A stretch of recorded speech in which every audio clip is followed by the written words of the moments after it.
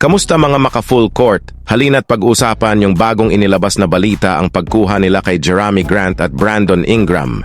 Ang front office ng Lakers ay maaaring gumawa at tumawag ng maraming tawag sa telepono bago ang 2025 NBA trade deadline, lalo na kung ang kanilang kampanya sa 2024-2025 ay hindi naaayon sa plano. Katulad nito, ang Pelicans ay maaaring naghahanap upang i-unload ang All-Star na si Brandon Ingram matapos ang dalawang panig ay nabigo na sumang ayon sa isang extension ng kontrata noong 2024. Sa sabi-sabing available si Ingram, dapat bang subukan ng Lakers na i-trade ang player na na-draft nila sa number 2 overall pick noong 2016?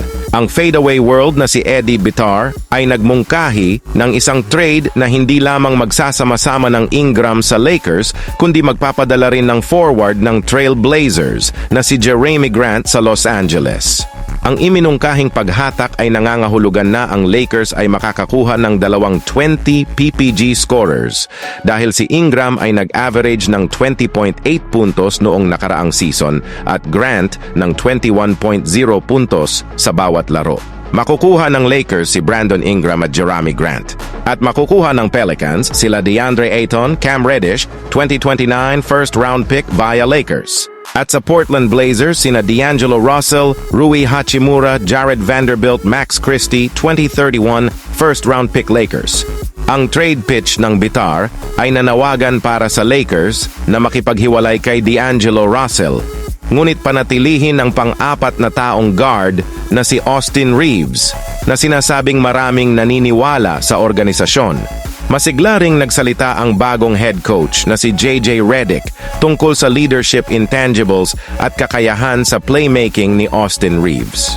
Si Austin Reeves ay maraming mananampalataya din sa media landscape kung saan siya ang niraranggo ng ESPN bilang ika-72 na pinakamahusay na manlalaro sa pagpasok ng 2024-2025 season, nangunguna sa mga dating bituin tulad ni Zach LaVine, Fred VanVleet at CJ McCollum. Iyon mismo ang dahilan kung bakit nararamdaman ng maraming tagaloob na mas maraming trade value ang Austin Reeves kaysa kay Russell at maaaring ito ang piraso na makakatulong sa kanila na mapunta ang mga bituin gaya nina Brandon Ingram at Jerami Grant.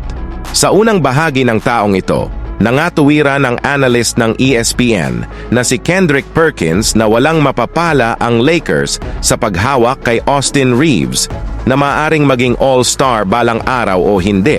Habang si Grant na nag-average ng mahigit 20 PPG sa apat sa kanyang huling 5 season ay maaaring maging isang nakakaintriga na karagdagan sa Lakers, marami sa buong liga ang humimok sa prangkisa na ipagpatuloy ang pamumuhunan sa Rui Hachimura sa halip na i-target ang Blazers forward. Noong Agosto 2024, isang hindi kilalang NBA executive ang nagsabi kay Sean Deveney ng Heavy Sports na magiging matalino ang Lakers na umiwas kay Grant. Binanggit ng ehekutibo ang katotohanan na may 4 na taon pa si Grant sa 5 taong $160 million na kontrata na pinirmahan niya sa Portland noong 2023. Kung makuha nila ang Grant, hindi ako sigurado na mas mahusay sila bilang isang koponan, sabi ng executive.